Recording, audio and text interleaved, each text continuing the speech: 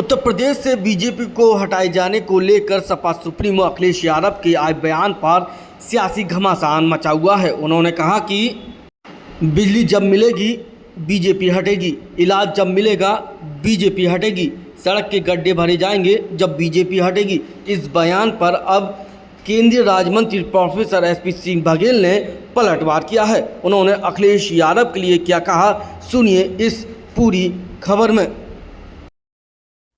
विनाश का पहिया सपा चलाती थी, इसीलिए बैड गवर्नेंस उनकी होने के कारण, लॉ एंड ऑर्डर खराब होने के कारण, जंगल राज होने के कारण ही भारतीय जनता पार्टी को सरकार मिली। और वर्षों बाद ऐसा हुआ कि योगी आदित्यनाथ ने भारतीय जनता पार्टी की सरकार को रिपीट किया।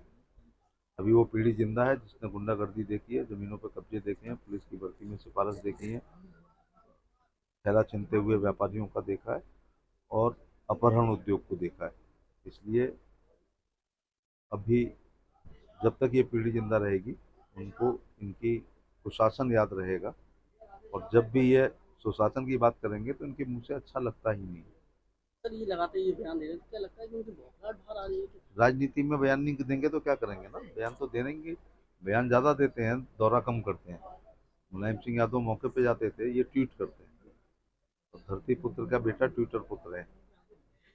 बस कल पीएम मणिपुर पहुंचे, लगातार आंदोलन था या हिंसा थी, ऑनरेबल गृह मंत्री गए थे, बहुत बड़ी बात है। और नित्यानंद राय जो हमारे गृह राज्य मंत्री हैं, वो 40 दिन स्टे किए थे वहाँ पर।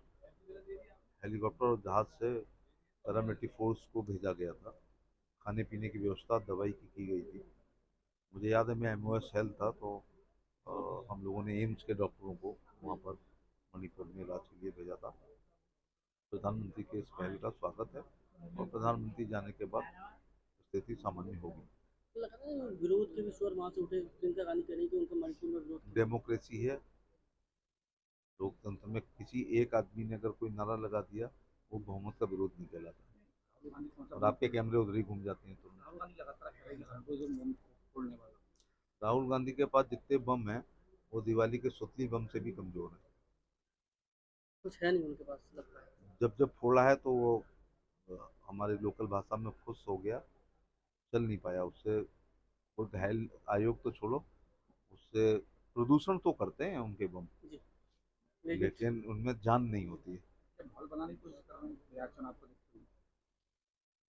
केंद्र सरकार की कल्याणकारी योजना, NDA का गठबंधन और राज्य सरकार के योजनाएं, और दोनों पार्टियों के बूथ अध्यक्ष से राष्ट्रीय अध्यक्ष की परिश्रम की पराकाष्ठा से वहाँ बहुमत से सरकार बनेगी। मतलब अगले पंजाब भी गए, पंजाब बाढ़ पीड़ितों को जिनके पास उत्तर प्रदेश हाथ से निकल गया, पंजाब में ना तो उनका कोई वोटर है ना एडमाइरर है। सरकार क्या कर रही है बाढ़ पीड़ितों के लिए? पंजाब में इतना बड़ा हादसा हुआ। भारतीय जनता पार्टी, प्रधानमंत्री ने दौरा किया, केंद्र सरकार का प्रत्येक मंत्री को बाढ़ पीड़ित इलाके में जाना हो, और ऐसे नहीं जाना है, एक डिटेल फार्म है, उतने कार्यक्रम दिए गए वो करने हैं, और जाके आना भी नहीं है, 2 दिन एक तहसील में ही रहना है। तो ये प्रधानमंत्री की संवेदनशीलता पंजाब के बारे में, कैबिनेट मंत्री हो या राज्य मंत्री हो, उसको मेरे 16 प्रोग्राम है 2 दिन में। मैंने 8 मोगा स्पेशल जिला भी है वो, मैं पहले भी जा चुका हूँ। क्या करना है वहाँ पर आपको जाके बाढ़ पीड़ितों से मुलाकात करनी है? बाढ़ पीड़ितों से मुलाकात करनी है, नुकसान का आकलन करना है, अधिकारियों के साथ बैठ के समीक्षा करनी है, राहत बचाव में क्या ज़रूरत है, क्या है उनके पास, कितनी और केंद्र से और क्या सहायता चाहिए। बीमारियां ऐसे में फैलती हैं तो पशुओं का चारा सब समाप्त हो गया है। हमेशा बाढ़ के बाद बाढ़ की विभीषिकाएं जो कहती हैं, इन्फेक्शन होता है, तमाम बैक्टीरियल और वायरस वाली बीमारियां होती हैं। Prevention is better than cure. तो जा करके गहन समीक्षा करके, और पंजाब के भाई बहन जो बाढ़ पीड़ित हैं, पशुओं का नुकसान हुआ है, फसल का नुकसान हुआ है, जनहानि हुई है, धनहानि हुई है, उसके लिए प्रधानमंत्री के निर्देश पे जाकर के वहाँ काम करेंगे। डूबता पंजाब हो जाए।